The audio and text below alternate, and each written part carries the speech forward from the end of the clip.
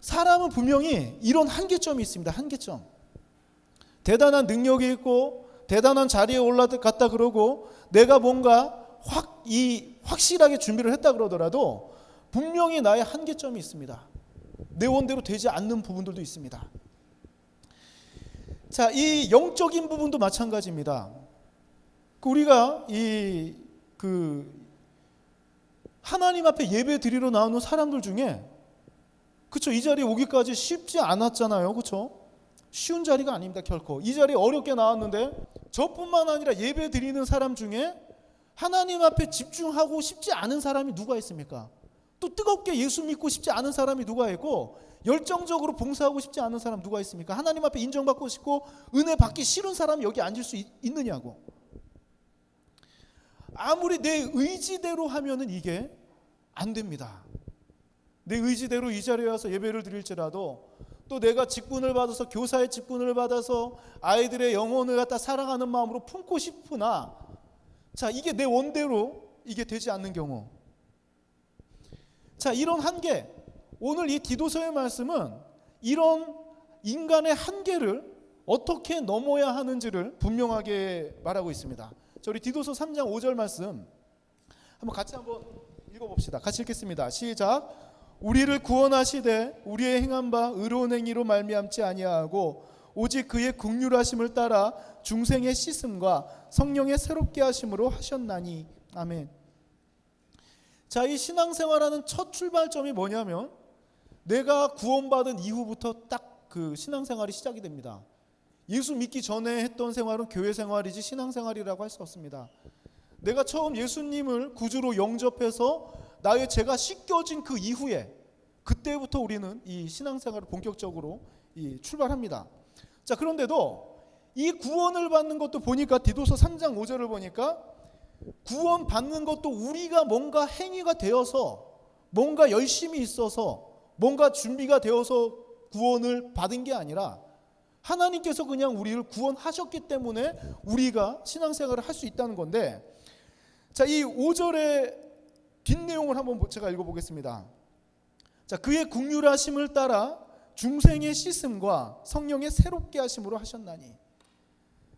자, 예수 믿는 순간, 제가 몇 번이나 강조했죠, 설교 시간에. 예수 믿는 순간, 이 예수 믿기 전에는 내 삶의 주도권은 내가 가지고 있습니다. 딱 그 도표로 그리면 마음 중심에는 내가 있어서 내가 판단하고 내가 결정하고 내가 원하는 대로, 내가 가고 싶은 대로 행동을 하지만, 예수 믿은 이후에는 이 심령이 무엇으로 채워집니까? 바로 이 성령으로 채워집니다. 그래서 이전에는 내가 예배 드리지 않았던 사람이 예배 드리지 않으면 뭔가 불편합니다. 이게 지나가면 죄책감을 느낍니다.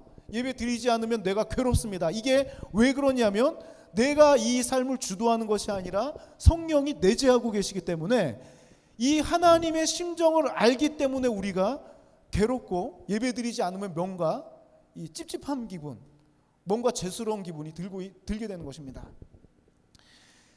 자, 이 우리가 구원받은 이후에 그 즉시 우리에게는 성령으로 이 중생의 씻음은 죄가 씻어졌다는 거고, 성령으로 채워져서 우리는 새로운 삶을 살게 된다는 것입니다.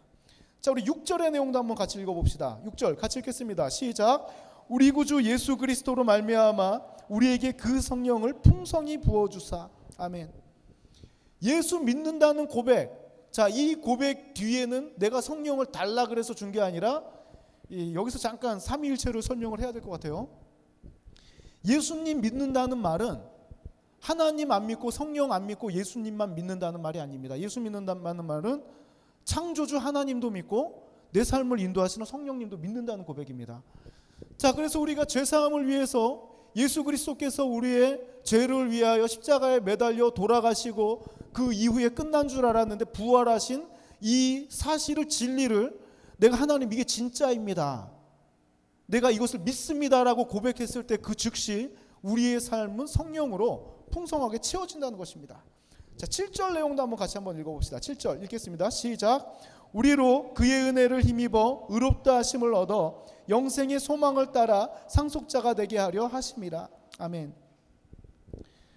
자, 이 상속자라는 말이 어떤 말입니까? 상속자.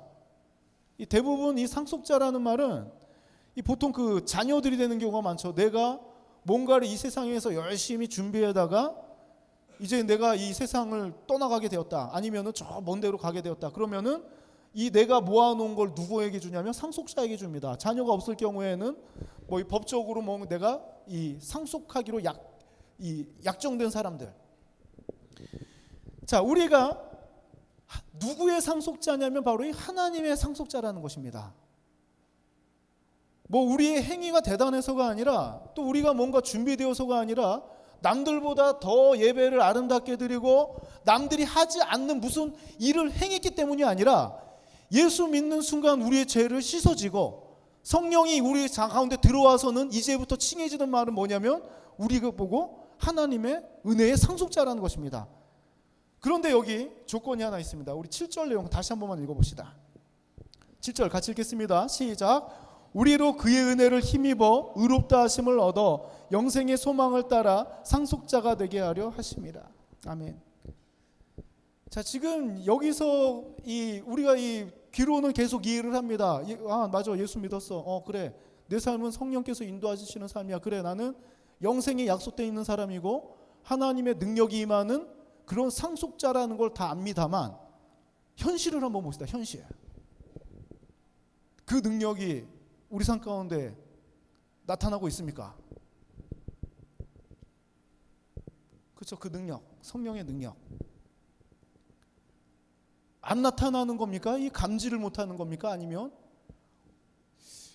우리의 소망이 뭔가 핀트를 잘 못 맞추고 있는 것입니까? 이 여기까지 그 3장 5절에서 7절까지의 흐름을 보니까 제가 굉장히 깊이 들어갔다 나왔는데 이 전적인 하나님의 은혜로 우리가 이 구원을 받고 구원받은 즉시 성령을 부어주셨고, 자, 그 성령 부음을 받아서 지금 우리가 예배도 드리고 봉사도 하고 있는데 지금까지 한번 다른 사람 말고 한번 자기 자신을 돌아봅시다. 내가 찬양할 수 있는 이유, 내가 교사로 9시에 이 주말 그 일주일 동안 열심히 생활을 하다가 유일하게 쉴 수 있는 이 날을 갖다가 아침 알람으로 깨우면서 이 교사로 헌신할 수 있었던 이유, 그 힘, 그 원동력이 도대체 어디 있었는가? 나의 성실함인가? 이게 나의 의지력인가? 7절에 정답이 나와 있는데 따라합시다. 그 은혜를 힘입어.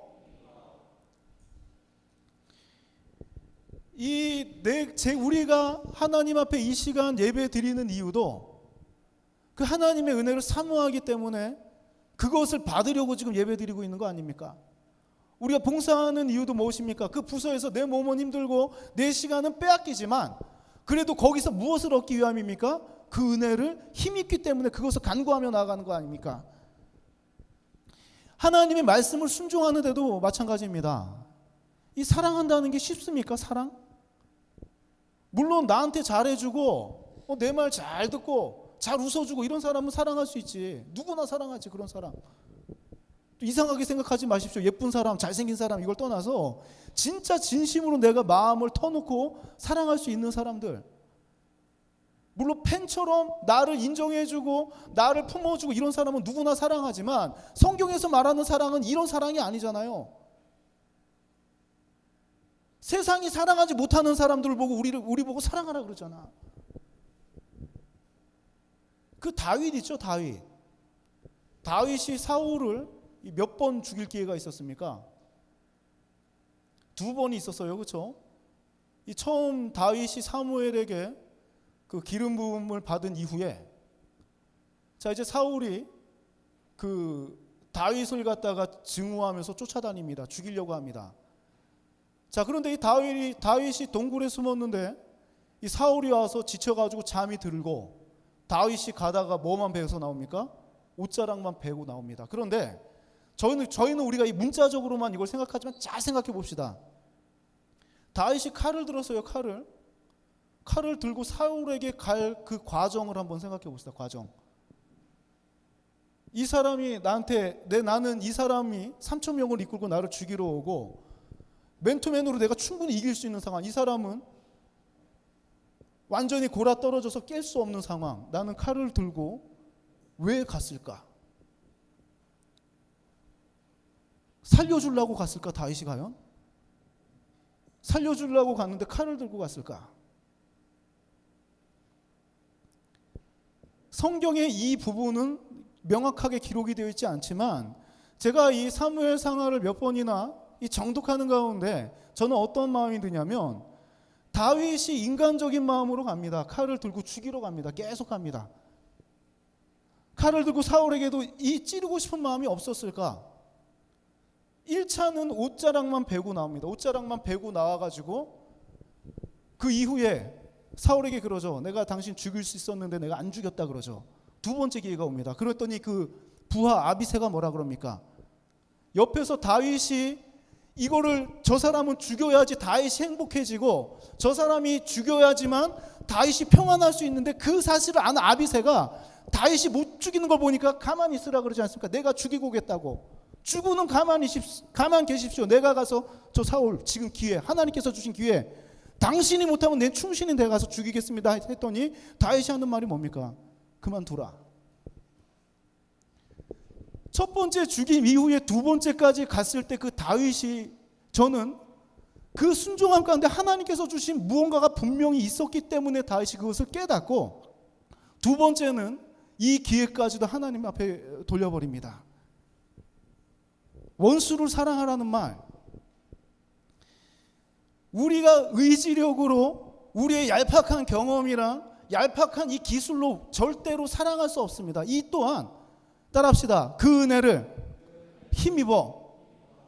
이 은혜가 없으면 사랑하는 것조차도 우리는 불가능하다는 것입니다. 다윗이 그 은혜가 있었기 때문에 내가 지금 뭐 엔게디 광야를 가던 블레셋 그 장수로 있건 그 마음이 내 삶의 현실 속에서는 이 사람을 죽이고 싶은 그 마음이 있을지라도 나는 무엇을 아는 사람이냐면 하나님의 은혜를 아는 사람이기 때문에 이 은혜를 유지하기 위해서라면 어떻게 행동하는지 아는 사람이기 때문에 성령을 통해서 깨닫게 하시기 때문에 다윗은 사울을 계속 놔주고 있지 않습니까? 사무엘상 뒷부분 이 부분을 보면 이 사울이 죽고 나서 사무엘상이 끝나고 사무엘 하루 넘어가는데 이 다윗이 블레셋에서도 계속해서 사울 죽이는 전쟁에 참전하려고 합니다. 그 모습들을 보면 이것이 그냥 단순히 자기가 피하고 그런 게 아니라 사울을 죽이는 전투에 선봉장으로 보내달라고 계속 요청을 합니다. 다행히 하나님께서 이거를 막으시죠. 막으시고 나서는 그 마을을 쑥대밭 만들고 다윗이 다시금 하나님께로 돌아오게 하시죠. 이런 것을 봤을 때 우리가 삶 가운데 하나님의 성령의 능력이 나타나지 않고 고독하다고 느끼고 복음의 그 능력과는 거리가 먼 그 이유는 무엇인가? 그 은혜를 힘있는 그 마음, 그 갈급함이 부족하기 때문이라고 생각합니다.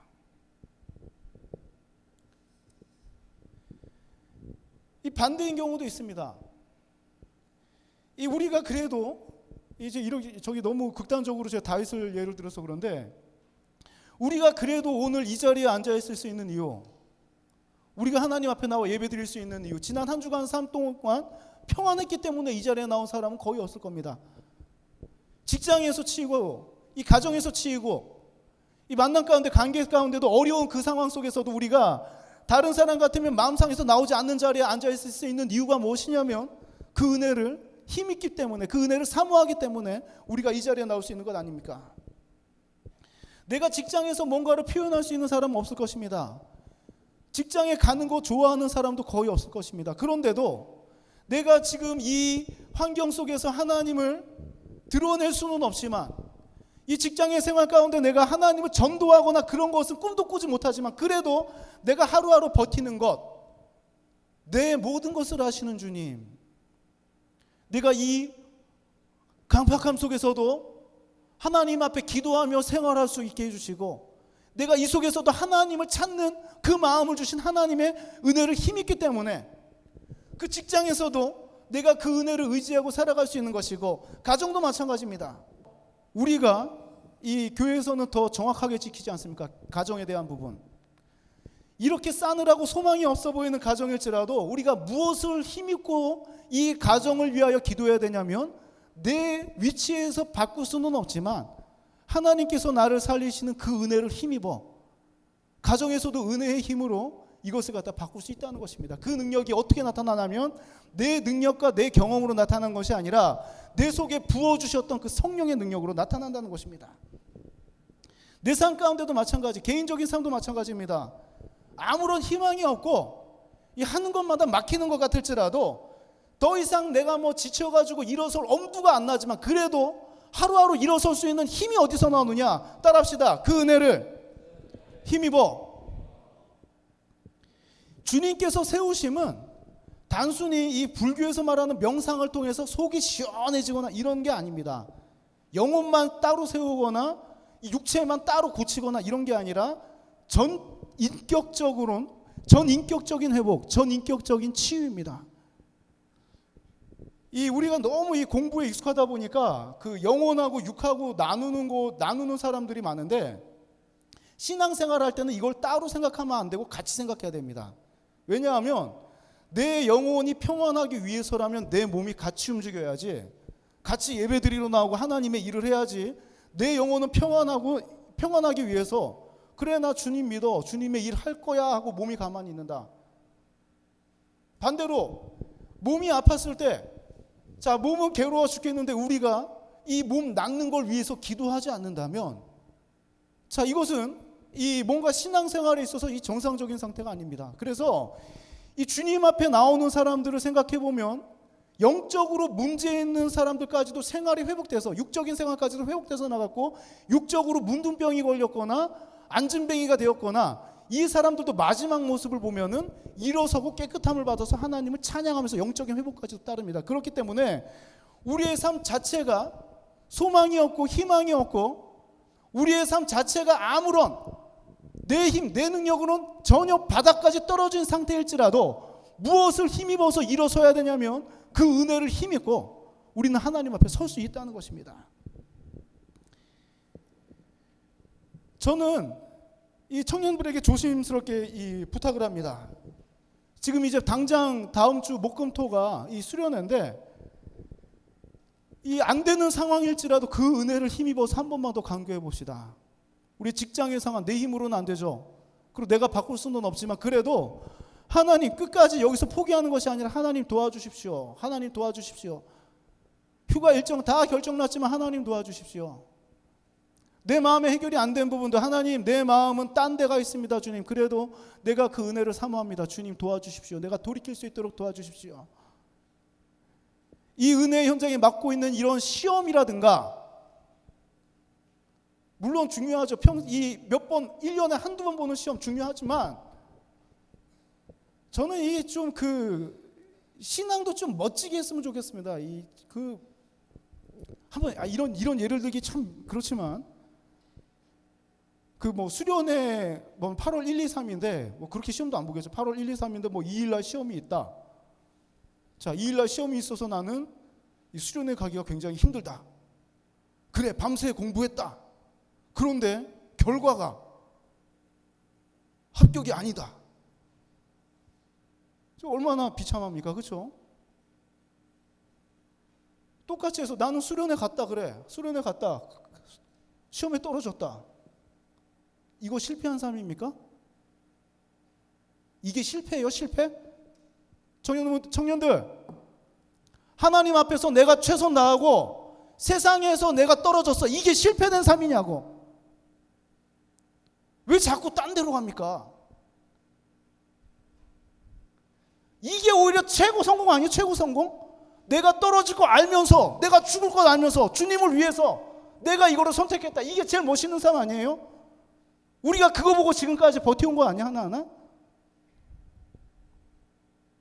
물론 윈윈하면 좋겠지. 하지만 하나님 앞에서 적어도 하나님 앞에서는 우리가 성공하는 청년부가 되었으면 좋겠습니다. 나 세상에서 성공했다는 청년도 그렇게 기쁘지 않아요. 솔직한 말로 예배 안 드리는 사람이 어디 들어갔다, 예배 안 드리는 사람이 뭐 됐다, 이런 사람 제일 싫어합니다. 왠지 아세요?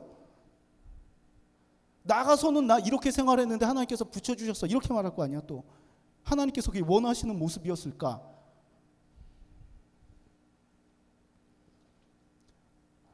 바울이 복음을 전하다가 그 아레다 성에서 죽을 정도로 맞고 밖에 내팽겨 쳐진 적이 있었습니다.